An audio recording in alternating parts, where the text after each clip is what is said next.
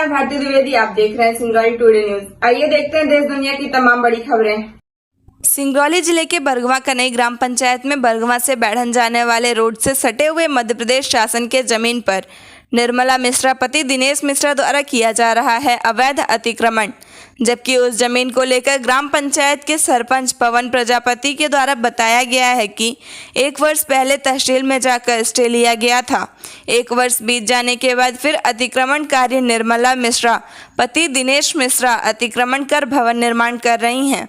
ग्राम पंचायत के सरपंच पवन प्रजापति द्वारा आरोप लगाते हुए कहा गया है कि जहां पर अवैध अतिक्रमण कर भवन निर्माण कराया जा रहा है वह शमशान घाट जाने का मुख्य मार्ग है।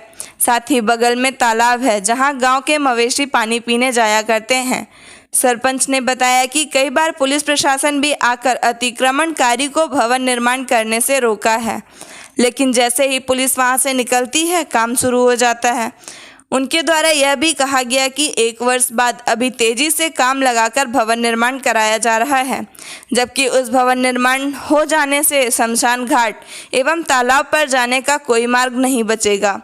कनई ग्राम पंचायत के सरपंच पवन प्रजापति द्वारा कहा गया कि शीघ्र ही इस अवैध अतिक्रमण को हटाया जाए। हमारे YouTube चैनल को लाइक करें, सब्सक्राइब करें तथा बेल आइकन का बटन दबाना ना भूलें। जैसे ये महामारी हमारी आई हुई, सबसे पहले तो मैं आपको धन्यवाद करूंगी कि आपने आपके चैनल ने वक्त दिया।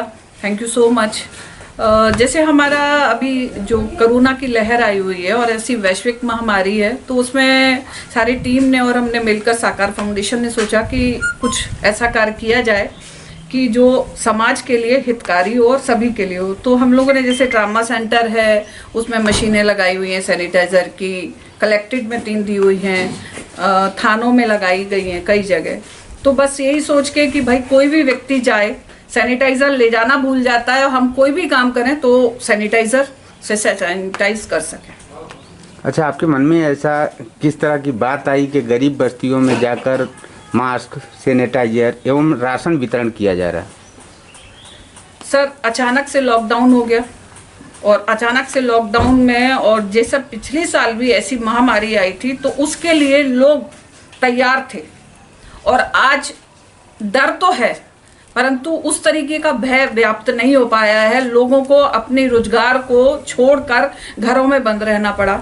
तो उस समय में ऐसा लगा कि बहुत सारी चीज़ों की मजबूरियां हमारे पास होती हैं, जो रोज़मर्रा के मजदूर लोग हुए या कोई भी चीज़ें हैं समय पे मुहैया नहीं हो पा रही।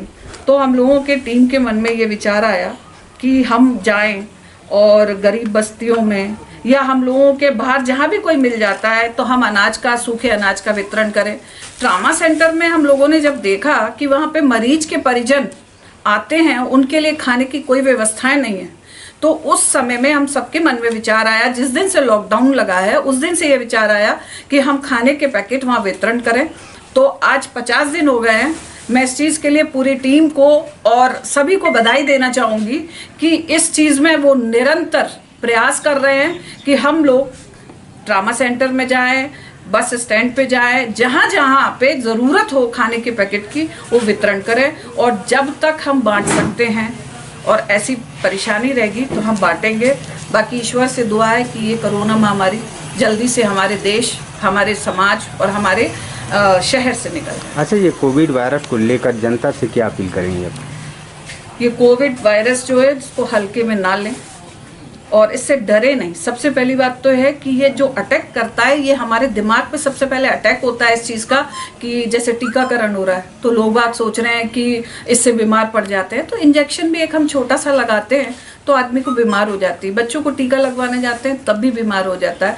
तो ये वायरस जो है, कहीं कुछ चीज़ें हैं जो बहुत बड़ा एक हमारे समाज के अंदर इतनी मौतें हो गई, पर आप अपने आप को सुरक्षित रखें, मास्क लगाएं, सामाजिक दूरी बना के रखें, सैनिटाइज़र का प्रयोग करें और जो सरकार की गाइडलाइन आ रही है उसको पूरी तरीके से फॉलो करें। और ऐसी महामारी में हम एक दूसरे की टांग ना खींचते हुए एक दूसरे की मदद करें।